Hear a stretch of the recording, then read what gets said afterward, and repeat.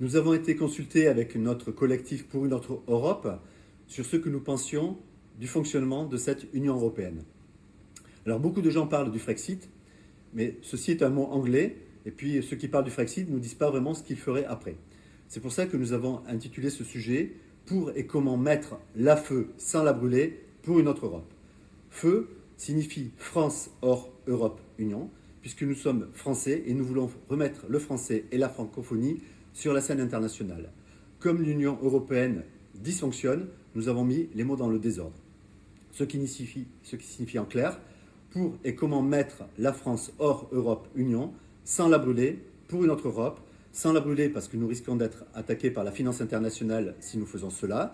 Et donc nous avons des propositions pour reprendre notre souveraineté monétaire et pour une autre Europe, car nous sommes pour créer des partenariats avec les pays européens qui seront d'accord avec nous, tel que ça a été fait par exemple avec Airbus, qui a été une formidable expérience. Donc notre méthode de travail, la démocratie participative opérationnelle, permet d'abord de poser le problème.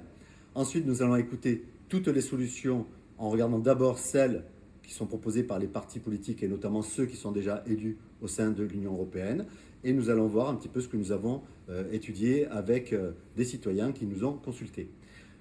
Il est important de ne pas confondre l'Union européenne et l'Europe. Voilà, donc nous allons traiter ce sujet-là pour que les Français sachent quelles sont nos idées, et ceci sera une illustration de notre méthode de travail, donc la démocratie participative opérationnelle. La construction de l'Union européenne a été proposée en 2005 aux Français par référendum. Nous avons voté non majoritairement, et 3 ans plus tard, notre gouvernement Sarkozy a transformé notre non en oui par le traité de Lisbonne sans nous reconsulter. Depuis, au lieu d'avoir une amélioration de la condition de vie des Français comme promis, celle-ci ne cesse de se dégrader. Alors regardons ce que cautionnent tous les partis politiques français médiatisés siégeant au Parlement européen. D'ailleurs, qui sont ces élus? Pourquoi sont-ils tous issus des partis politiques promus par les médias nationaux? Alors que les électeurs rejettent par leur abstention massive les partis politiques médiatisés, pourquoi ceux-ci se voient-ils octroyer jusqu'à 10 millions d'euros d'argent de nos impôts pour leur campagne électorale et les autres listes 0 €? Pourquoi les candidats légalement engagés dans les campagnes électorales, médiatiquement qualifiés de petits candidats sur des petites listes, ne bénéficient-ils pas d'au moins 20 minutes sur nos médias publics de temps de parole pour présenter leurs projets aux électeurs avant le vote? Pourquoi les bulletins de vote et les professions de foi de toutes les listes ne sont-ils pas distribués aux électeurs avant le vote? Pourquoi les élus ne rendent-ils pas compte de leur travail plusieurs fois par an devant les électeurs qui sont leurs employeurs pour les rémunérer et les avoir recrutés? D'ailleurs, combien d'électeurs connaissent-ils les députés européens qu'ils élisent? Quand on ne s'est jamais levé le matin pour générer le moindre euro qui nous rémunère, en ne vivant que de la collecte d'impôts d'autres personnes, comment peut-on prétendre faire des lois pour organiser la vie des travailleurs qui créent la richesse d'un pays? Quand les candidats des partis politiques ne sont pas obligés de fournir un casier judiciaire vierge pour diriger les fonctionnaires qui, eux, doivent en fournir un pour être recrutés, n'est-il pas temps que les électeurs regardent de plus près le passé de ceux à qui ils confient leur avenir et celui de leurs enfants? Quelles sont les questions sur le fonctionnement des institutions européennes auxquelles nous aimerions voir répondre les partis politiques y siégeant?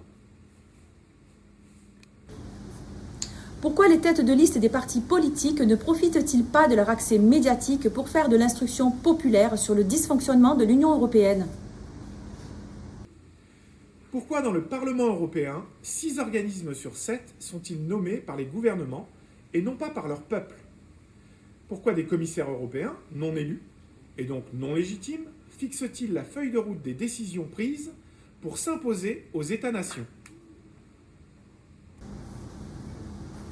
Pourquoi la France s'endette-t-elle chaque année d'environ 10 milliards d'euros pour participer à la grasse rémunération des élus et des dizaines de milliers de fonctionnaires européens? pourquoi la complexité administrative européenne nécessite plusieurs années à un nouvel élu pour en comprendre le dysfonctionnement et broie-t-elle la motivation de nombreux élus sincères en les incitant à profiter de leur statut et avantages financiers? Pourquoi 2 sites de Parlement, Bruxelles et Strasbourg, génèrent-ils des surcoûts importants de fonctionnement dans celui des transports?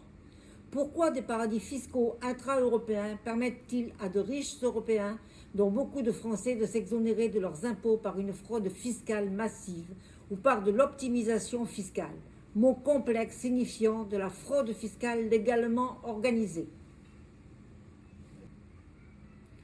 Pourquoi octroyer un droit de veto à des paradis fiscaux leur permettant de bloquer de grandes réformes pour le bien commun? Que propose le collectif pour une autre Europe? Que ferons-nous en tant qu'élus si les Français nous font confiance de par la légitimité qu'ils nous auront donnée? Nous proposerons des lois dont les premières seront une révision du fonctionnement des institutions européennes. Nous rendrons beaucoup moins dispendieuses les dépenses européennes par une réduction du nombre d'élus, d'employés et de frais de structure.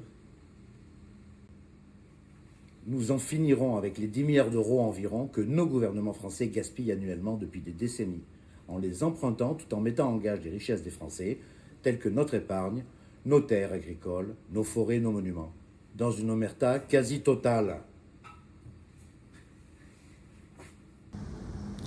Nous favoriserons ainsi la rénovation de nos services publics et le soutien de nos paysans. Nous changerons les politiques migratoires, économiques, sécuritaires, comme nous l'expliquons par ailleurs sur des vidéos thématiques. Alors mobilisons-nous tous ensemble le 9 juin 2024. Votons et faisons voter pour une autre Europe. Libérons notre créativité et diffusons notre projet partout et au plus grand nombre. Imprimons et collons nos affiches sur le panneau 17 et imprimons nos bulletins de vote et partageons-les avec nos entourages. Merci.